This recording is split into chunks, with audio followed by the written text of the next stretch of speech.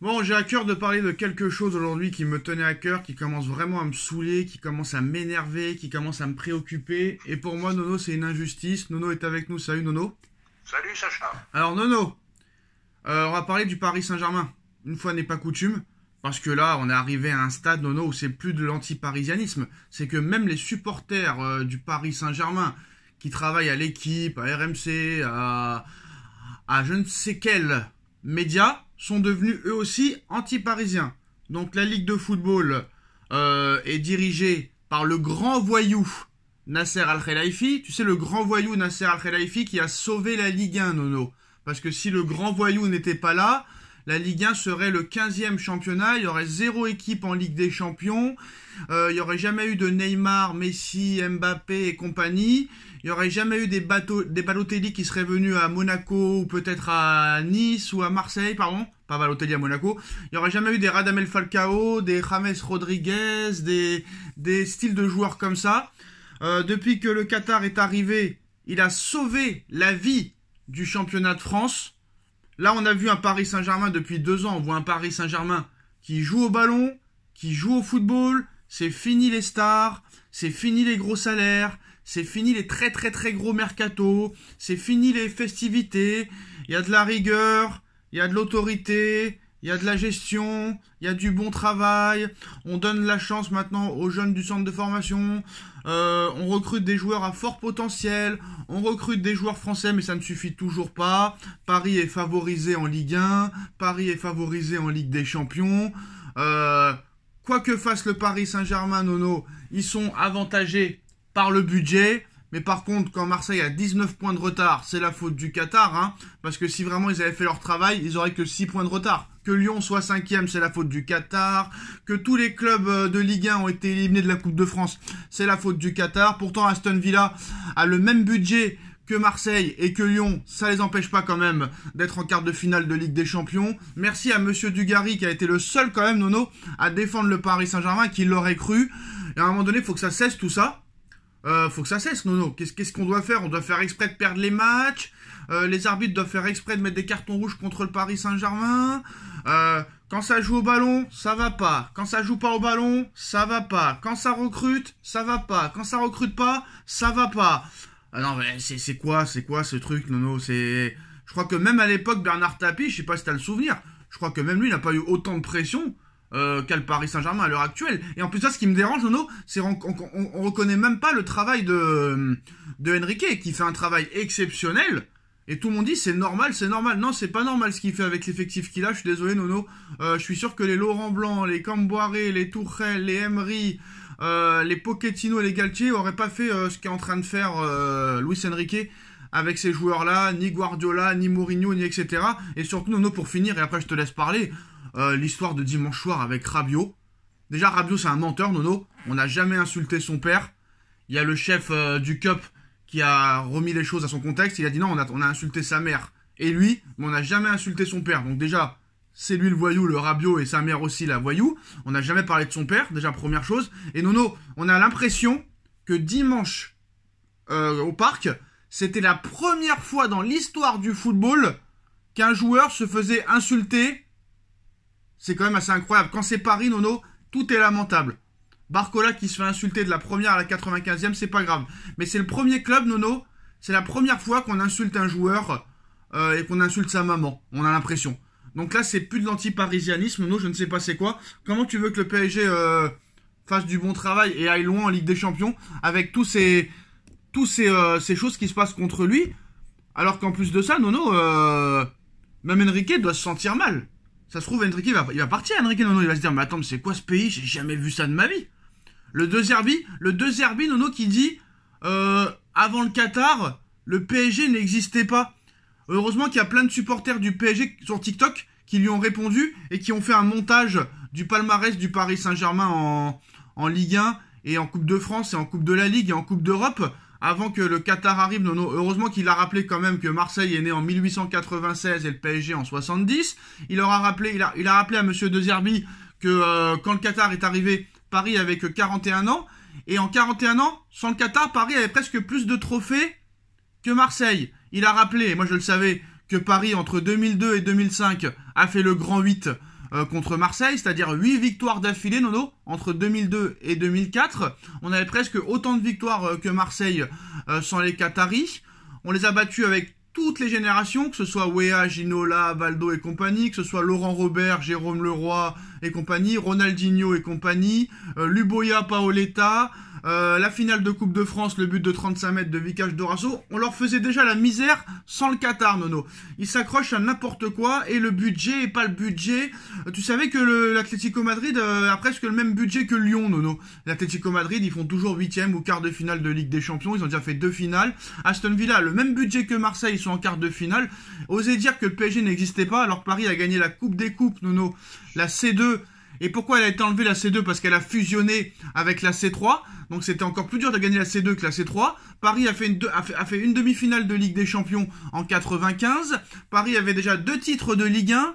Paris avait déjà 8 Coupes de France, Nono. 8 Coupes de France avant l'arrivée du Qatar. 3 Coupes de la Ligue avant l'arrivée du Qatar. 3 trophées des champions avant l'arrivée du Qatar. Et les mecs osent te dire que n'existait pas. D'où tu connais la Ligue 1 de Zerbi? Tu savais même pas que la Ligue 1 existait avant de signer à Marseille. D'ailleurs, il veut déjà partir, le mec, Nono. Et pourquoi Lille a été champion de France alors en 2021? C'est une question de budget. Pourquoi Monaco a été champion de France en 2017? C'est une question de budget. Pourquoi Montpellier a été champion de France en 2012? C'est une question de budget. Pourquoi Strasbourg, entre-temps, a gagné la Coupe de la Ligue? Pourquoi Lyon a gagné la Coupe de France? Pourquoi Toulouse a gagné la Coupe de France? Pourquoi Nantes a gagné la Coupe de France? Donc, faut arrêter les excuses. Et là, cet anti-parisianisme, Nono, ça me casse les couilles. À toi la parole. Ah bah c'est pas d'aujourd'hui, Sacha, et laisse-moi parler parce que j'ai beaucoup de choses à dire. On va commencer par De Zerbi. On va lui expliquer que quand même que le PSG n'a pas attendu le Qatar pour avoir des grands joueurs. Je vais lui citer quelques noms. Rai, Valdo, Ronaldinho, et j'en oublie pas mal. Ginola, Weah. Donc je pense que c'est déjà Weah, le seul ballon d'or africain qui joue au PSG quand il l'a eu. Hein. Bref. Voilà, donc déjà on va lui rappeler ça. De Zerbi, pour moi c'est un clown. Déclaration début de saison, je suis pas là pour être deuxième. 6 mois après, il est à 20 points. Voilà, pour De Zerbi, c'est réglé. L'anti-parisianisme des médias, c'est pas d'aujourd'hui. C'est pas d'aujourd'hui. Quand tu vois les médias espagnols, comment ils soutiennent leur club, aussi bien le Barça que le Real, tu te dis que la France n'est pas un pays de football. Maintenant, on va en revenir aux banderoles. La France est un pays de jaloux, Nono. Voilà, maintenant on va en revenir aux banderoles. Nasser qui se fait insulter de tout à Lyon, mais insulté de chez insulté. Barcola. Laisse-moi finir. On commence par Nasser, qui a eu une banderole spéciale Nasser qui s'est fait insulter comme un chien. Pas un mot du PSG. Après Barcola qui se fait insulter comme c'est pas possible. J'ai pas vu la mère de Barcola faire tout ce cinéma. Bon, la seule erreur du CUP, ça a été de dire Rabiot, qui est ton père? Et ils ont cité des noms des joueurs. Ça, je pense que c'était maladroit et assez... Mais c'est la règle du jeu. C'est la règle du jeu. Inter Milan, Milan AC, c'est pareil. Galatasaray, Fenerbahçe, c'est pareil. Dans tous les grands championnats, il y a des rivalités. C'est la règle du jeu. C'est la règle du jeu. Laisse-moi finir. Alors, je continue avec les médias. Quoi que tu fasses, quoi qu'ils fassent, les Tarago, les Stéphane Guy... ceux-là, c'est les pires, hein, vraiment, et ils ont pas peur de l'assumer. Tarago, il a dit si on se fait éliminer contre Aston Villa, ce sera quand même une saison réussie, n'importe quoi. Voilà, donc ces deux-là, c'est vraiment, quoi qu'il arrive, anti-PSG, quoi qu'ils fassent, quoi qu'ils disent. Maintenant, on va passer à Luis Enrique. Luis Enrique, au lieu de souligner son travail, moi je veux bien budget, mais il est en train de faire un truc extraordinaire avec une équipe d'une moyenne d'âge de 23 ans. Je crois qu'il serait mieux de parler de ça. Voilà. Bon, c'est vrai qu'il y a une violence dans le football maintenant qui est insupportable. Ça, je suis d'accord. Nono, voilà. Ils ont qu'à travailler, faire venir des investisseurs en France. Quand tu vois que Ratcliffe, Nono, il respecte même pas son club Nice, où il dit je me fais chier en regardant les matchs, qu'est-ce que tu veux faire? Nono. Mais ce qu'ils n'ont pas compris, c'est que le fric, c'est pas tout. Voilà. Radcliffe, l'un des hommes les plus riches du monde, n'y arrive pas du tout avec Manchester United. Voilà, il fallait souligner le travail au lieu de parler de budget, il fallait souligner le travail de Monsieur Enrique avec une équipe de 22-23 ans de moyenne d'âge. Mais... Voilà où on en est. Alors moi je suis Nasser, je te dis la vérité. Moi je suis le Qatar. Ciao Pantin. Restez entre vous. Restez entre vous. Les droits télé vont tomber à 100 millions d'euros. Comme ça, vous êtes tranquille, vous êtes complètement à la rue. Ça sera pas la faute du PSG. Et moi je serai eux. Ciao Pantin. Ciao messieurs. Et vous vous retrouvez avec un championnat. Je sais même pas si c'est à la hauteur de la Bulgarie ou de la Roumanie. Voilà, c'est tout ce qu'ils méritent. C'est la faute du Qatar si Nice n'a pas gagné une victoire dans son groupe d'Europa League contre Bosch-Glims, contre Copenhague, contre Karabakh, contre Union Saint-Berlin, je sais pas quoi là, et qu'ils arrêtent ces mecs-là. Mais c'est quoi ces guignols? Et puis même Marseille qui a un très très gros budget. Ben oui, c'est vrai que c'est pas normal de se retrouver à 20 points, mais à eux de travailler, à eux de pas perdre des matchs. Attends, ils ont même pas eu de Coupe d'Europe, Nono, ils en ont pris 6 contre Auxerre en 2 matchs. C'est la faute du Qatar, ils en ont pris contre Lens, ils ont pris contre tout le monde.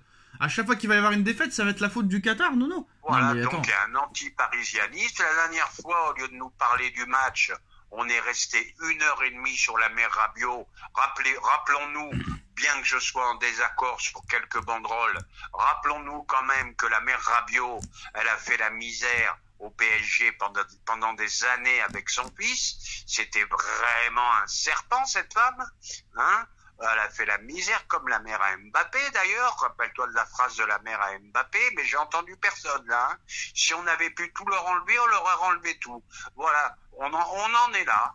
Donc voilà, moi je suis Nasser, je suis le prince. Ah c'est comme ça. Eh ben on va vous laisser entre vous les championnats de 4e. Moi il y a qu'une seule chose qui m'énerve chez Enrique, c'est que je pensais qu'avec son fort caractère, il aurait un peu répondu quand même. Mais bon, il veut pas rentrer dans ce jeu-là. Mais s'il ben, il a raison, il reste. Ouais, mais s'il aurait au moins répondu en défendant le PSG, en disant non, ils avaient une histoire avant, c'est pas vrai, renseignez-vous. Arrêtez de nous prendre la tête, arrêtez de nous saouler, les stars, pas les stars, Sacha, la. Et ben Enrique a répondu quand même à demi-mot aujourd'hui, je l'ai lu quelque part, comme j'ai des petites pertes de mémoire, je sais plus sur quel site. Enrique a dit, Enrique était international espagnol, rappelons-nous-le, que c'était un grand joueur quand même. Il a été transféré du Real au Barça. Pas un sifflet, pas un machin, pas un truc. Voilà la différence entre un peuple de football et un peuple de nazes. Ouais, mais je pense quand même qu'il aurait dû dire un petit mot vite fait pour les défendre, juste pour j'en reparle plus après, mais je tiens à signaler que, quoi. Voilà. D'accord, mais je pense qu'il préfère parler football et il a raison. Ouais, d'accord, mais à un moment donné, il faut défendre un petit peu aussi, parce que c'est chiant, mais je pensais pas, tu vois, c'est là que tu vois que De Zerbi, il entraînera jamais une grosse équipe. Se plaindre comme ça, moi j'ai jamais entendu Ancelotti se plaindre. Quand Ranieri était à Monaco ou à Nantes, je l'ai jamais entendu se plaindre. Quand tous les Bielsa, je l'ai jamais entendu se plaindre à Marseille. Tous les entraîneurs étrangers, je les ai jamais entendus se plaindre. Et De Zerbi, c'est un petit clochard que personne ne veut. Et ça ne m'étonnerait pas qu'il reste à Marseille vu que personne n'en veut. Hein, non, plus personne n'en veut. Soi-disant, grand entraîneur, moi je veux bien. Quand je vois la production du jeu de Marseille, ça fait pas rêver. Monsieur De Zerbi, faut qu'il révise l'histoire du football. Hein. Je l'ai dit tout à l'heure. Le PSG, il a oublié le PSG époque Canal+. Alors pour dire que le PSG n'existait pas, là il y a plus de dialogue. Tu parles avec des sourds, il y a plus de dialogue. Puis si tu veux relancer les championnats, si tu veux relancer la Ligue 1, il y a une chose à faire. Si tu veux éviter qu'un champion soit déjà champion avec 20 points d'avance, tout ça et tout, t'as qu'à faire des playoffs, Nono. Les 4 premiers, ils vont en demi-finale. Le premier rencontre le 4e, le deuxième le 3e. Et voilà, sur un match, tout est possible. Et là, ça peut rendre les choses intéressantes. T'as qu'à faire des playoffs, hein, Nono? Ouais, il y a ça, puis j'allais dire une connerie. Tu pars avec 15 points de retard et tu seras champion quand même. Non, mais voilà. Mais là, là, je fais un peu d'humour. Regarde, les 4 premiers, ils vont en demi-finale de championnat de France. Voilà. Comment on oublie. À eux de travailler aussi, et point final. C'est pas de la faute du PSG si t'en prends 6 contre Auxerre en 2 matchs. C'est pas de la faute du PSG si t'arrives pas à passer en Coupe de France. C'est pas de la faute du PSG. Et t'as vu contre les clubs qui perdent en plus. Voilà, c'est pas de la faute du PSG tout ça. Voilà. Maintenant, il y a un anti-Nasser, il y a un anti-Qatar, il y a un anti tout ce qu'on veut. Non, il y a un anti-argent, c'est tout, il y a un anti-oseille. Et moi je dis, pour en finir sur ce sujet-là, Au lieu de tout ça, faut dire merci, monsieur Nasser.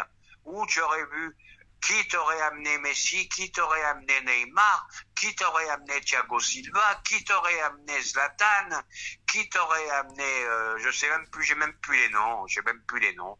Donc ça suffit, stop, point final. Allez, salut à tous, tchuss.